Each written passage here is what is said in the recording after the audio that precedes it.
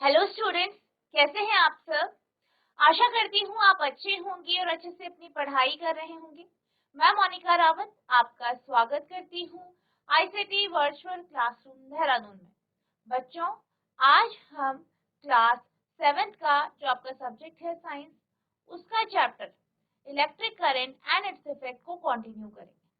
तो बच्चों, पिछले लेक्चर्स में हमने electric current and its effect chapter को स्टार्ट किया था, जिसमें हमने जो है ये जाना था कि जो आपका इलेक्ट्रिक सर्किट यानी विद्युत परिपथ होता है, उसके जो अलग अलग कंपोनेंट्स होते हैं उन्हें आप किस तरीके से बनाते हैं या उसका चिन्ह क्या होता है, ये हमने जाना था। हमने ये देखा था कि सेल को आप किस तरीके से ड्रॉ करते हैं, ठीक है। इलेक्ट्रिक बल्ब, स्विच को, बैटरी को और वायर को आप किस तरीके से ड्रॉ करते हैं या बनाते हैं, ठीक है।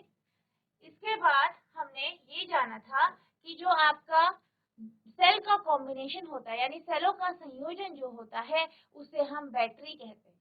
यानी दो या दो से अधिक सेल को जब आप एक साथ जोड़ते हैं तो ये बैटरी कहलाती है, ठीक है। और आप किस प्रकार से जोड़ते हैं, एक सेल का ऋण टर्मिनल दूसरे सेल के धन टर्मिनल से जोड़ते हैं या फिर पहले सेल का धन दूसरे के ऋण। तो इस तरीके से जो है आपका जब अरेंजमेंट होता है तब जाके आपकी बैटरी का निर्माण होता है। तो इसके बाद हमने ये जाना था कि जो सेल होल्डर है होता है वो क्या होता है। बेसिकली जब भी हम सेल होल्डर की बात करते हैं तो आपने देखा होगा कि जो आपके घरों में टीवी होता है, टीवी का जो रिमोट होता है, रिमोट के पीछे एक केस होता है जहाँ पे आप सेल रखते हैं, ठीक है, सेल को लगाते हैं। तो उसी को हम सेल होल्डर कहते हैं। यहाँ पे हम सेलों को जो है प्रॉपर तरीके से अरेंज करके बैटरी का निर्माण करते हैं। और आपका जो सेल होल्डर होता है वो कुछ इस प्रकार से दिखता है। नेक्स्ट हमने देखा था कि जैसे आपका कोई सर्किट है, विद्युत परिपथ है, आप उसको किस प्रकार से चिन्हों के माध्यम से ड्रॉ करेंगे, ठीक है। इस तरीके से हम चिन्हों के माध्यम से इसे ड्रॉ करते हैं, ठीक है।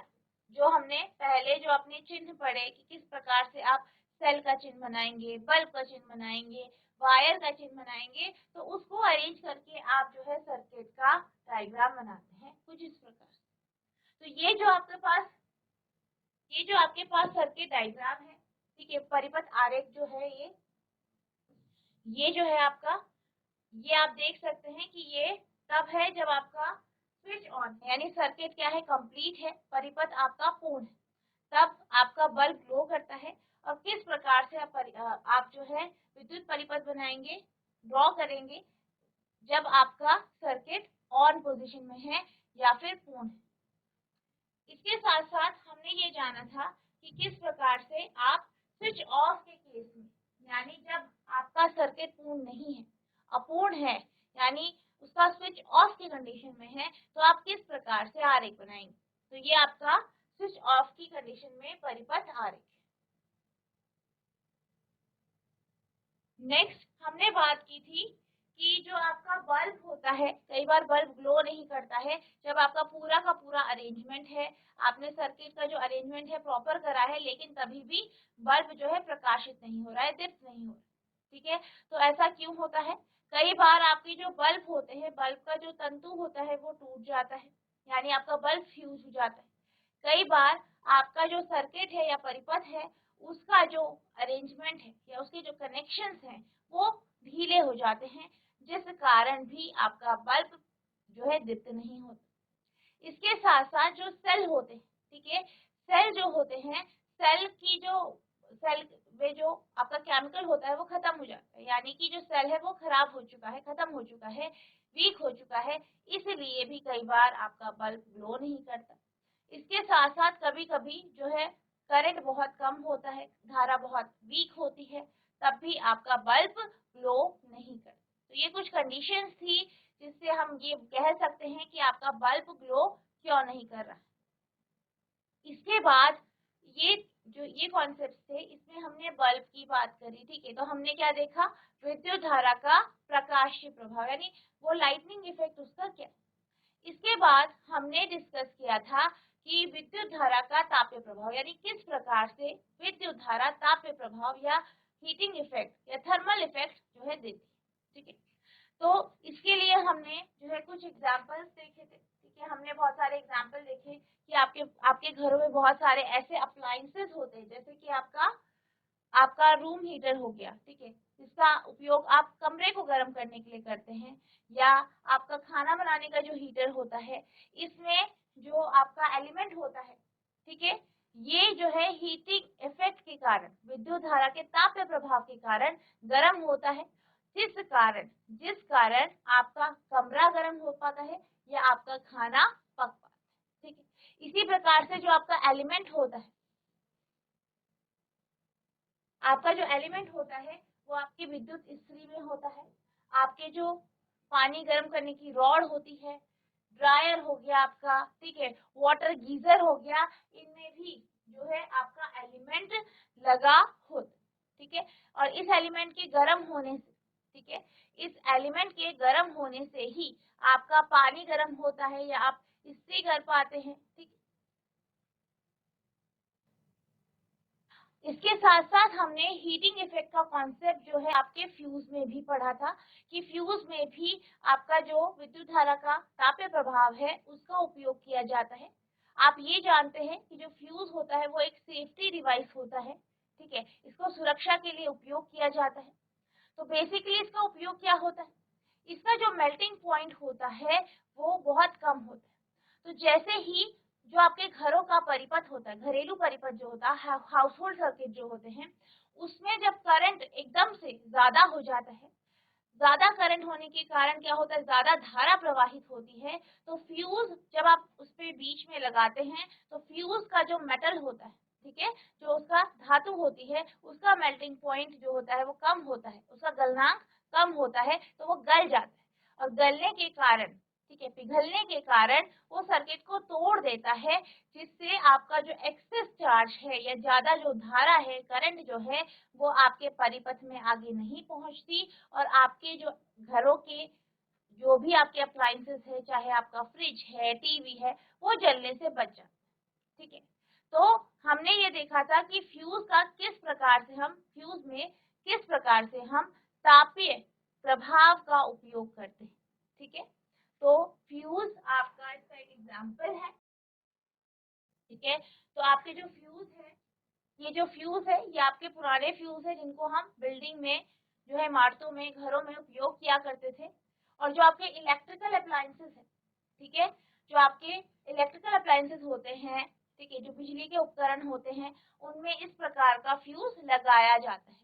और इनका कार्य क्या होता है, उस जिसपे ये लगाए गए, जैसे इलेक्ट्रिकल अप्लायंसेस है, उन्हें जलने से बचाना, घरों में जो विद्युत परिपथ है उसमें ज्यादा चार्ज फ्लो ना करे। ठीक है, क्योंकि उससे क्या हो सकता है, हानि हो सकती है, घर में आग भी लग सकती है, इक्विपमेंट्स आपके जल सकते हैं, तो उन्हें बचाने के लिए हम इनका उपयोग करते हैं।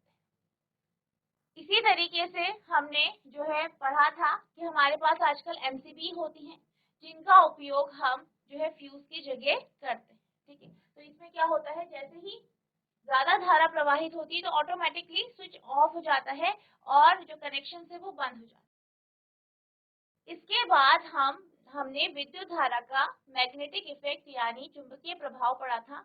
हमने ये देखा था कि जब भी किसी भी कंडक्टर या किसी भी चालक से विद्युत धारा को प्रवाहित किया जाता है, तो उसके चारों तरफ मैग्नेटिक फील्ड यानी चुंबकीय क्षेत्र उत्पन्न होता है। इसको हमने एक एक्टिविटी के माध्यम से देखा था, जिसमें हमने एक तार को जो है एक मैग्नेटिक कंपास के डब्बे के ऊपर लपेटा।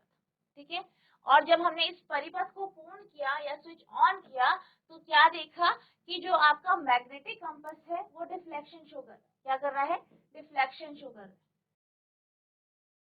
मैग्नेटिक कंपास जो है वो डिफ्लेक्शन शो करता है। तो डिफ्लेक्शन मैग्नेटिक कंपास क्यों शो कर रहा है, क्योंकि उसके चारों तरफ जो है मैग्नेटिक फील्ड या चुंबकीय क्षेत्र उत्पन्न हो रहा है, जो किसके कारण हो रहा है, इस तार के कारण जो उसके डब्बे पर लपेटी गई। तो इससे हमने ये देखा था कि किस तरीके से जो आपका एक जो करंट कैरिंग कंडक्टर होता है वो किस प्रकार से एक मैग्नेट की तरह बिहेव करता है। इसके साथ साथ हमने इलेक्ट्रोमैग्नेट यानी विद्युत चुंबक का कॉन्सेप्ट देखा था कि किस प्रकार से आप विद्युत चुंबक बना सकते हैं। किसी भी लोहे की या सॉफ्ट आयरन की कोर के ऊपर जो है आप जो है तार को लपेटेंगे, एक इंसुलेटेड वायर या कोई आपकी इंसुलेटेड जो तार है उसे लपेटेंगे और उससे करंट जो है फ्लो कराएंगे, तो आपका उस वो क्या करेगा, वो जो आपने बनाया है, ठीक है, वो आपका एक इलेक्ट्रोमैग्नेट या विद्युत चुंबक की तरह कार्य करे। जिसके लिए हमने ये जो है ये एक एग्जांपल लिया था, इसमें हमने कील के ऊपर हमने तार लपेटी थी और ये तार कैसी थी, इंसुलेटेड, और फिर हमने इसे परिपथ जो है जोड़ा था, परिपथ से जोड़ा था, बैटरी और स्विच से जोड़ा था। तो जैसे ही हमने स्विच ऑन किया तो इस बड़ी कील पे, ठीक है, जो है छोटी कीलें वो चिपक गई। तो क्या पता चला हमें कि जैसे इससे धारा प्रवाहित की तो कीलें चिपक गई, धारा को जो सप्लाई है उसे कट किया तो ये नीचे चलेगी, यानी ये एक इलेक्ट्रोमैग्नेट या विद्युत चुंबक की तरह कार्य कर रहा है।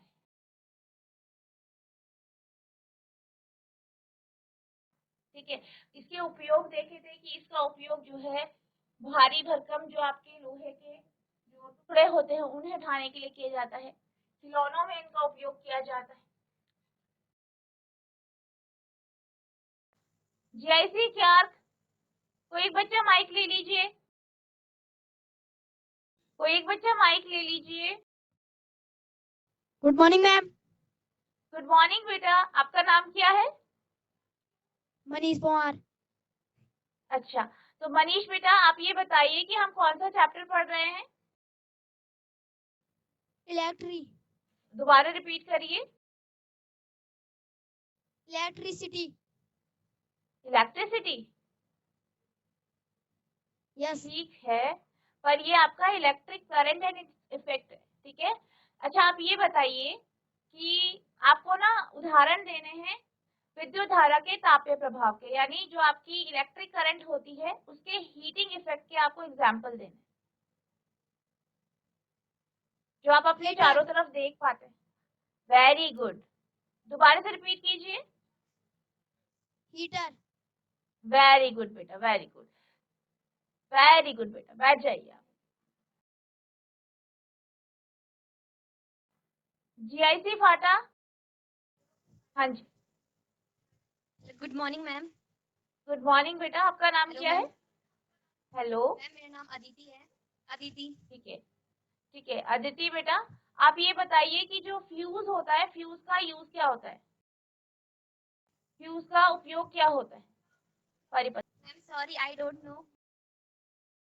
ओके, तो आप ये बता दीजिए कि ये जो फ्यूज होता है वो किस प्रभाव के ऊपर काम करता है, यानी विद्युत धारा के किस प्रभाव के ऊपर ये कार्य करता है, किस इफेक्ट के ऊपर कार्य करता है? लाइट। लाइट। लाइट नहीं, और कोई बता सकता है? फ्यूज किस इफेक्ट के ऊपर काम करता है, इलेक्ट्रिसिटी का या विद्युत धारा जो होती है आपकी उसके किस इफेक्ट के ऊपर ये कार्य करता है? ठीक है, आप बैठ जाइए। जीआईसी क्या, कोई एक बच्चा माइक ले लीजिए और आंसर बताइए कि जो आपका फ्यूज होता है वो किस प्रभाव के ऊपर कार्य करता है? Good morning ma'am. Good morning बेटा, आपका नाम क्या है? नीरज। ठीक है नीरज बेटा, आप बताइए कि जो आपका फ्यूज होता है वो किस इफेक्ट के ऊपर काम करता है, किस प्रभाव के करंट। ऊपर कार्य करता है? ठीक है, करंट तो है, करंट का किस इफेक्ट के ऊपर काम करता है, किस प्रभाव के ऊपर काम करता है? ठीक है, आपके पास ऑप्शन है थर्मल इफेक्ट या हीटिंग इफेक्ट, ठीक है, यानी तापीय प्रभाव। दूसरा है आपका मैग्नेटिक इफेक्ट यानी चुंबकीय प्रभाव। किसके ऊपर कार्य करता है? आता है और एडी किसी को? Effect. Heating effect. Very good, very good, very good बेटा, बैठ जाइए आप। वेरी गुड बेटा, थैंक यू मैम। सब तालियां बजाएंगे, सबके लिए तालियां बजेंगी अब, क्योंकि मिलजुल के आपने आंसर दिया है। ठीक है, तो अब हम बात करते हैं इलेक्ट्रिक बेल की। तो ये क्या है, ये एक एप्लीकेशन है आपका इलेक्ट्रोमैग्नेट का, ठीक है। जैसे कि हमने अभी बात की थी कि जो आपका इलेक्ट्रोमैग्नेट है इसका उपयोग हम बड़े बड़े जो धातु के टुकड़े होते हैं उनको उठाने में करते हैं। जैसे कूड़ा है काफी सारा, तो उससे लोहे की चीजों को अलग करने के लिए भी हम इलेक्ट्रोमैग्नेट का उपयोग करते हैं। इसी तरीके से हम इलेक्ट्रोमैग्नेट का उपयोग जो है आपके जो टॉयज होते हैं, खिलौने होते हैं, उनमें भी करते हैं। इसी तरीके से आपका जो है इसका अगला जो एप्लीकेशन है वो है आपका विद्युत घंटी यानी इलेक्ट्रिक। आपको यहाँ पे इलेक्ट्रिक बेल यानी विद्युत घंटी जो है, ठीक है, ये जो विद्युत घंटी है इसका आपको यहाँ पे डायग्राम दिख रहा होगा। ठीक है, तो जो आपका विद्युत घंटी है इसमें आपके पास एक बेल होती है जिसे मेटल गॉन्ग कहते हैं। ठीक है, इलेक्ट्रोमैग्नेट यानी विद्युत चुंबक होता है, आप ये देख सकते हैं ये क्या है, विद्युत चुंबक। अब ये जो विद्युत चुंबक होता है ये तार से जो है एक मेटालिक स्ट्रिप से जुड़ा होता है। ठीक है, लोहे की धातु की एक स्ट्रिप होती है उससे ये जुड़ा होता है। ये फिर एक कांटेक्ट स्क्रू से जुड़ा होता है और ये आगे आपका जो है स्ट्राइकर से जुड़ा होता है। तो ये जो पूरा का पूरा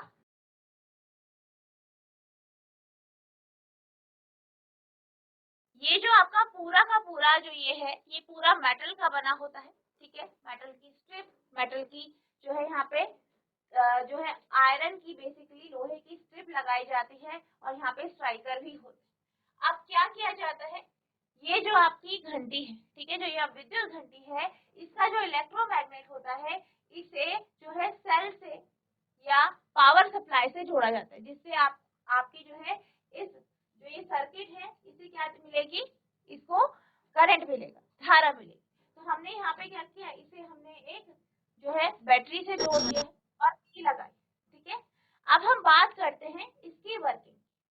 तो अगर हम बात करें कि जब ये जो सर्किट है, ये जो परिपथ है, ये स्विच ऑफ की कंडीशन में है, यानी परिपथ पूर्ण नहीं हुआ है, कि जो है वो ओपन है, तो क्या होगा, आप ये जानते हैं कि इस सर्किट से धारा या करंट प्रवाहित नहीं होगी, क्योंकि सर्किट कैसा है, ओपन सर्किट। ठीक है, सर्किट जो है वो पूर्ण नहीं। तो जैसे कि आप यहाँ पे देख सकते हैं जो की है, ठीक है, जो की है वो कैसी है, ओपन है, यानी सर्किट कैसा है, ओपन है, अपूर्ण है, तो इसमें करंट फ्लो नहीं कर रही। अब हम क्या करेंगे, इस स्विच को ऑन कर देंगे। क्या करेंगे, स्विच को क्या करेंगे, ऑन कर देंगे।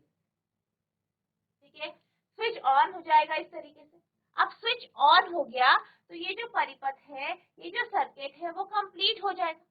कंप्लीट हुआ यानी कि इससे क्या होगा, करंट फ्लो करेगा, धारा प्रवाहित होगी। अब जैसे ही ये जो आपका इलेक्ट्रोमैग्नेट है, ठीक है, इलेक्ट्रोमैग्नेट है, आप ये जानते हैं इलेक्ट्रोमैग्नेट कैसे बनता है, आप एक आयरन की कोर लेते हैं, उसके ऊपर जो इंसुलेटेड वायर है, यानी ऐसी वायर जिसके ऊपर किसी प्रकार की कवरिंग है, उसको आप यहाँ पे लपेट देते हैं, तो वो जो है आपका इलेक्ट्रोमैग्नेट की तरह बिहेव करता है जब आप उससे धारा को या करंट को प्रवाहित कराते। अब क्या होगा, जैसे ही की ऑन हो जाएगी, ठीक है, स्विच ऑन हो गया, सर्किट क्या हो गया, पूर्ण हो गया, कंप्लीट हो गया, तो इससे क्या होगा, धारा प्रवाहित होगी।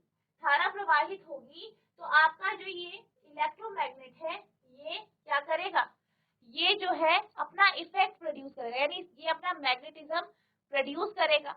अब ये इलेक्ट्रोमैग्नेट की तरह कार्य करेगा, तो इसके सामने जो ये स्ट्रिप है, जो ये लोहे की एक स्ट्रिप है, एक पत्ती है, ये क्या करेगी, इसकी तरफ अट्रैक्ट होगी, इसकी तरफ आकर्षित होगी, कुछ इस तरीके से इधर पे ये क्या हो जाएगी, अट्रैक्ट हो जाएगी, आकर्षित हो जाएगी। अब जब ये इसकी तरफ आकर्षित होगी तो क्या होगा, ये जो स्ट्राइकर है, ये जो स्ट्राइकर है वो बेल पे लग जाएगा। ये जो स्ट्राइकर या हैमर, ये जो हथौड़ा है वो क्या होगा, बेल पे लग जाएगा और फिर आपको आवाज सुनाई देगी, यानी जो बेल है, बेल की आवाज, घंटी की आवाज सुनाई देगी। अब जैसे ही ये स्ट्रिप यहाँ पे इधर पे चिपक गया, यहाँ इस तरफ अट्रैक्ट हो गया, इस इलेक्ट्रोमैग्नेट से चिपक गया, तो इसका जो यहाँ पे कांटेक्ट है, ठीक है, यहाँ पे जो कांटेक्ट है, कांटेक्ट स्क्रू से जो कांटेक्ट है ये टूट जाएगा। अब जैसे ही ये कांटेक्ट टूट जाएगा तो सर्किट कैसा हो जाएगा, अपूर्ण। ठीक है, सर्किट ओपन हो जाएगा। पहले कैसा था, सर्किट क्लोज था, अब सर्किट ओपन हो जाएगा, यानी यहाँ पे एक गैप आ जाएगा, यहाँ पे एक गैप आ जाएगा, ठीक है। गैप आ जाएगा यानी करंट का जो परिपथ है, विद्युत धारा का जो परिपथ है वो अपूर्ण हो जाएगा और फिर जो है इससे करंट फ्लो नहीं होगा। अब क्या होगा, जैसे ही करंट फ्लो बंद हो जाएगा तो ये जो स्ट्राइकर है या जो ये हथौड़ा है ये वापस अपनी पोजीशन में चला जाएगा, क्योंकि जो आपका ये इलेक्ट्रोमैग्नेट है ये अपना मैग्नेटिज्म, ठीक है, जो उसका मैग्नेटिज्म है, जो उसका चुंबकत्व है वो जो हो जाएगा उसका लूज हो जाएगा। क्योंकि आप ये जानते हैं कि जो इलेक्ट्रोमैग्नेट होते हैं, इलेक्ट्रोमैग्नेट मैग्नेट की तरह बिहेव या चुंबक की तरह व्यवहार तभी करते हैं जब उससे धारा प्रवाहित की जाती है। जब धारा प्रवाहन रोक दिया जाता है, ठीक है, इलेक्ट्रिसिटी का फ्लो रोक दिया जाता है तो क्या होता है, वो एक मैग्नेट या चुंबक की तरह व्यवहार नहीं करता, उसका चुंबकत्व खत्म हो जाता है, उसका मैग्नेटिज्म खत्म हो जाता है। तो ऐसा ही यहाँ पे हो जाएगा, ये अपना मैग्नेटिज्म खत्म कर देगा और ये जो है, ये जो पूरा स्ट्रक्चर है, जो आपका हथौड़ा है या स्ट्राइकर है और ये जो लोहे की पट्टी है या स्ट्रिप है, ये पीछे अपनी पहली पोजीशन में चल जाएगी। फिर क्या हो जाएगा, फिर से सर्किट कंप्लीट हो जाएगा। जैसे ही ये पट्टी इस कॉन्टेक्ट स्क्रू से लग जाएगी, फिर क्या होगा, फिर से ये सर्किट पूर्ण हो जाएगा, फिर से धारा प्रवाहित होगी, फिर इलेक्ट्रोमैग्नेट फिर से जो है एक मैग्नेट यानी चुंबक की तरह व्यवहार करेगा, फिर इस स्ट्रिप को अपने पास खींचेगा, ये जो है बेल ये बच जाएगी और यहाँ से कॉन्टेक्ट स्क्रू फिर थोड़े टाइम में टूट जाएगा। फिर क्या होगा, फिर करंट बंद हो जाएगा, फिर वापस पट्टी जो है कॉन्टेक्ट स्क्रू से जुड़ जाएगी, फिर से सर्किट बन जाएगा या पूर्ण हो जाएगा। तो इस तरीके से ये प्रोसेस चलती रहेगी, ठीक है। तो इस तरीके से जो है आपकी जो विद्युत घंटी है या जो आपकी इलेक्ट्रिक बेल है वो व्यवहार करती है, ठीक है, या उसका जो वर्किंग है वो इस तरीके से है, इस तरीके से ये कार्य करती है। आई होप आपको ये समझ में आ गया होगा। तो बच्चों, आज हमने जो आपका चैप्टर है electric currents and its effect, इसको रिवाइज किया। इसके साथ साथ हमने इलेक्ट्रिक बेल का कॉन्सेप्ट यानी विद्युत घंटी का जो कॉन्सेप्ट है वो समझा। आई होप आपको ये समझ में आया होगा। नेक्स्ट लेक्चर में हम इस टॉपिक को कंप्लीट करेंगे और जो आपकी क्वेश्चन आंसर्स हैं उन्हें डिस्कस करेंगे। तो बच्चों, आज के लिए बस इतना ही, मिलते हैं अब नेक्स्ट सेशन में। तब तक के लिए thank you and have a nice day.